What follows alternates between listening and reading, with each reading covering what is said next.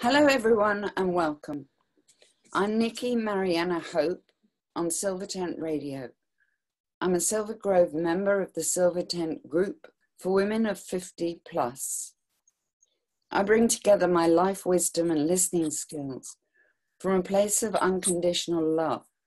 This encapsulates my art, flower and vibrational essences, sound healing and shamanic work. In the past, there have been times when I needed immediate help or someone to listen. So after an initial conversation, I offer my clients ongoing phone or online support day or night as the need arises for as long as it's required. My guest today is Resa Ferrier, who's based in the northeast of the USA. Resa has had a love affair with sound all of her life. When she was really little, Resa climbed up onto the piano stool and started to play and learned to read music before starting school.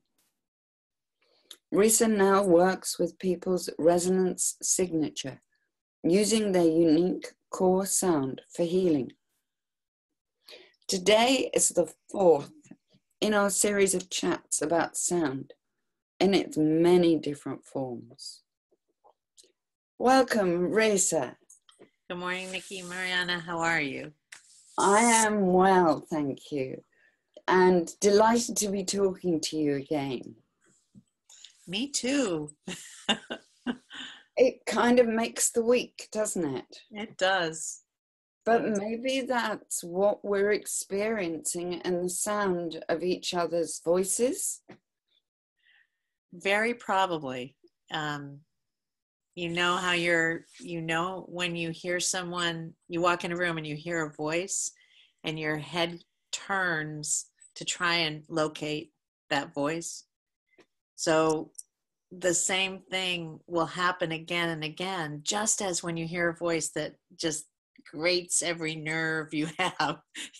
There's that you want to leave the room because it's not the voice you want to hear, or it's sounding on levels that are not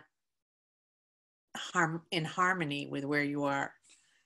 So, and I guess going back to our last chat when we talked about sat-navs and changing the voices to find one that you're comfortable with on that particular day, or the sound of the vehicle exhausts that you love the sound of, it's the same thing. Because there are also vehicles whose noise is, oh, let's cover my ears and pretend it's not there. Yes, definitely. And you hear, especially people in public speaking, will go to coaches to be able to form their sound to be more acceptable to a majority of people. So you have people who have very sharp vowel sounds just from where they live. That's the accent that they've grown up with and they have. And a lot of times just in life as we move around, it shapes that somewhat. Sometimes though, that is a remnant that we carry with us. And when we become very passionate, it's even sharper. So you can work with someone to learn how to round that. And it really is about how you form the sounds in your nasopharyngeal passage and with your tongue. It's all based on that. It's very interesting. And then the speed of speech. But you hear it, you can listen to public speakers who've been doing it for years to their first speech that you can find recorded, and then listen to them now. And you will hear differences because there's a distinct change that happens as they respond to the people listening to them. And I think perhaps also as they grow in confidence. Yes, that's a great point. And that the breathlessness we've talked about, you and I have talked about that before, that breathlessness that can come when people are very nervous. It's as if they lose all that support for their voice. That's part of that fluttery feeling of nerves. It's reflected in the voice, and you can hear it come out, and it's very breathy. And then if the person can stop and just breathe down in, it brings the voice back to being supported by the diaphragm. And it's a piece that's used by speech therapists to help people who are having trouble with their speech. They use a segment based on being louder, not to shout, but to actually force the body into the remembered movement of supporting the sound. So you have all the air going through your vocal cords, but you just don't have anything that's pushing it out if you don't have the diaphragm supporting. So are we talking about the same thing as actors and singers would learn how to project their voice? Because that comes from the abdomen and the diaphragm. It is similar. It's more aligned to what woodwind and brass musicians learn in order to hold the breath at a certain velocity to play their instrument. So when you project, you're holding the breath, but you're also about punching it. When you're playing an instrument and you have to hold a tone, the focus is on just holding the airflow at exactly the same pace so that that tone holds. And there's no wavering, no change in that as you hold the note. So they're similar. You're using the same physicality. You're just applying it differently. Right. So, yeah. That's interesting because it's something I've been working with my flute. I find there come points where I'm not quite sure how to do the breathing and the note is going slightly wavery. And then I think, well, do I need to take an in breath? No, because I have plenty of breath already. I need to do something else. So is it relax? So that's really interesting. Well, I used to play the bassoon, and my teacher used to put a book against my diaphragm and then make me hold, have me hold the note, and he'd push. And my job was to be able to push the book out while I held the note. Because so a lot of times we pull in thinking that that's how we're supporting the diaphragm. And that psoas muscle that comes and wraps around the hip and down the leg to the knee, that is right under our diaphragm. So you have two things that happen. When the psoas gets very tight, it's pulling on the diaphragm. It causes indigestion, you can't get a deep breath. And chiropractors work with it a lot because people don't realize from sitting so much how that is impacted. When you're trying to hold your diaphragm, if you pull in, you're activating that psoas, which may not be happy as it is, so it may not help you in this instance. So even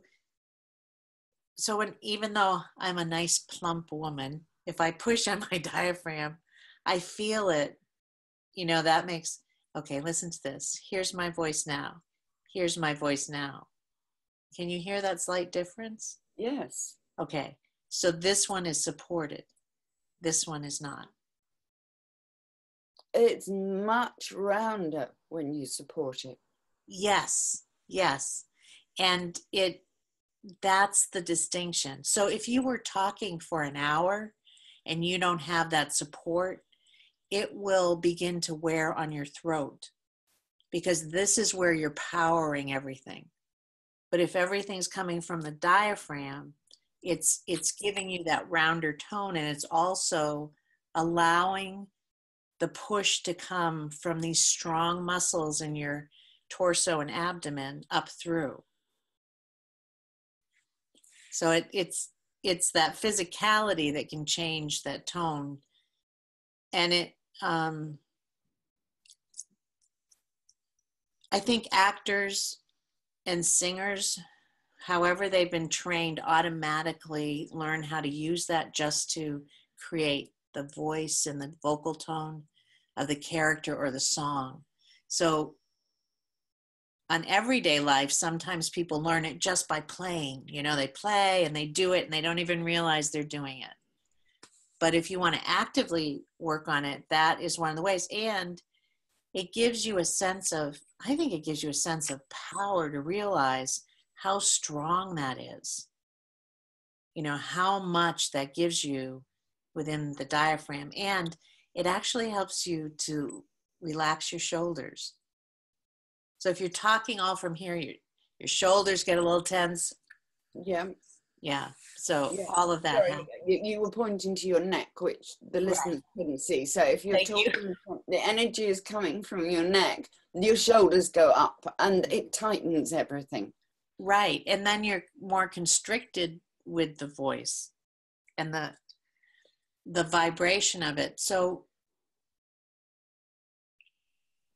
it is one of the ways that we actually take in people and their confidence. You mentioned confidence before, that growing over time when someone is a speaker. Yeah. So that is so true. And yet some people get up and the first time they have this bravado, right? And when they do that, they pull and push. So they're pulling up their whole body into this open line. So think of the chakras just opening and flaring, right?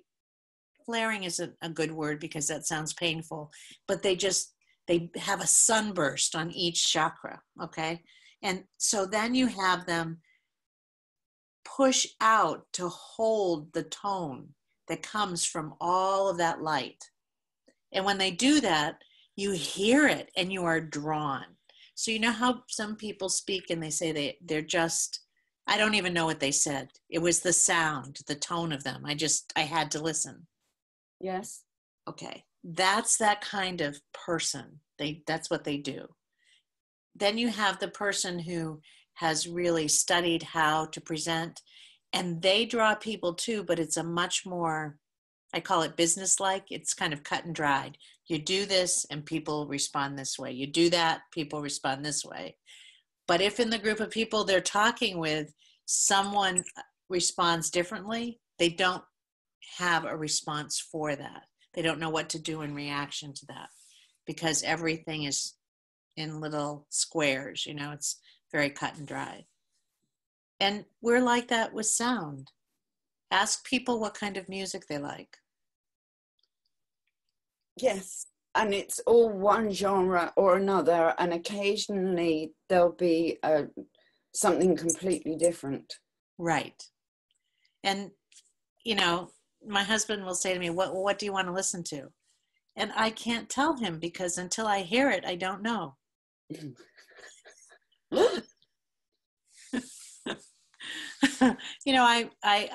I'll think I want soaring flute music. And actually, you know what I want? So for all of you purists about sound, here you go. I want headbanging music, acid rock. I want heavy metal. And here's the real truth. We often have an emotion that does not match what is our general karmic state.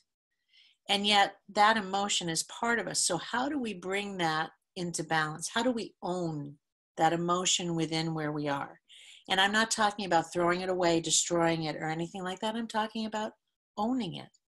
So I put on destructo music, I call it.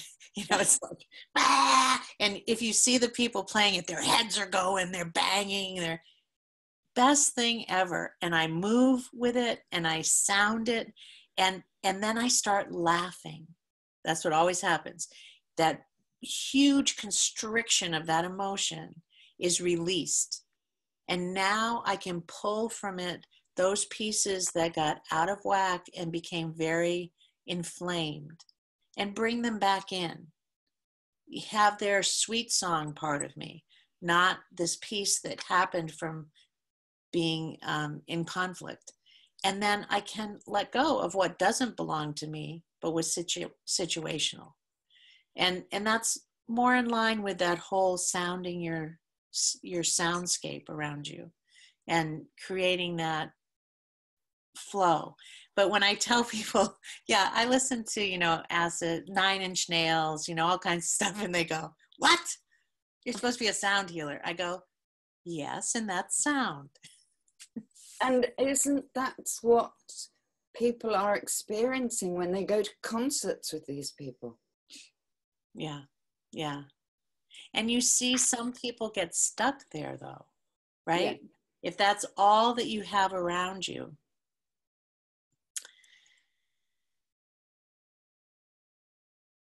Sometimes I cannot listen to one more flute. I'm at a point where I can't listen to one more flute.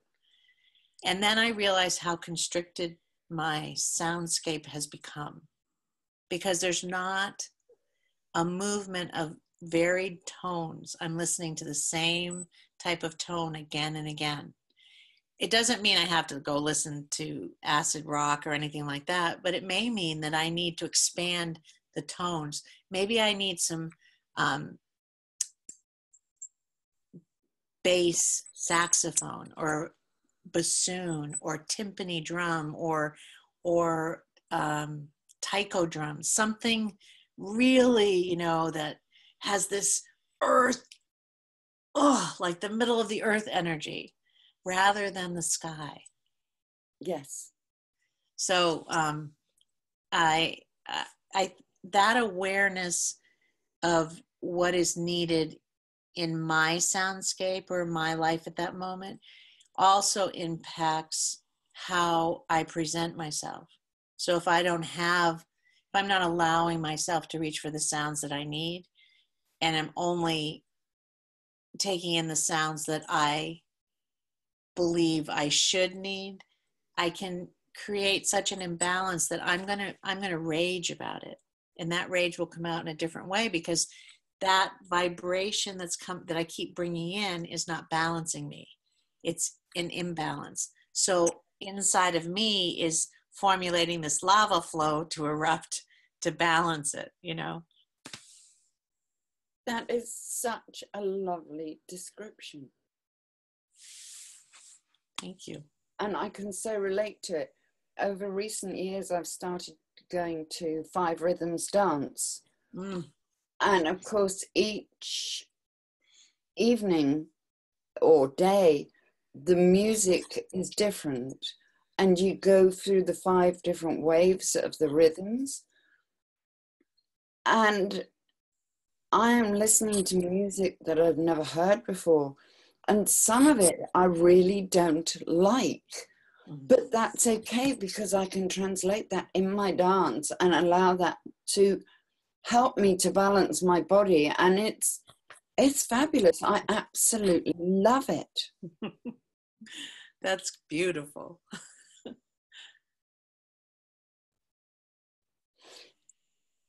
I think we've actually been talking for our allotted times. Unless there's anything else you'd like to add? No, I feel that was great. Thank you. It was fun. And I'm going to have fun working out which bits to highlight when I write up what our conversation is about. Well, it's been lovely talking to you again, Resa. You also, Nikki-Marianna. Thank you. And where can people contact you if they'd like to learn more about you or your work? They can find me on Facebook at Spirit Sounding, or at my email is spiritsounding@gmail.com.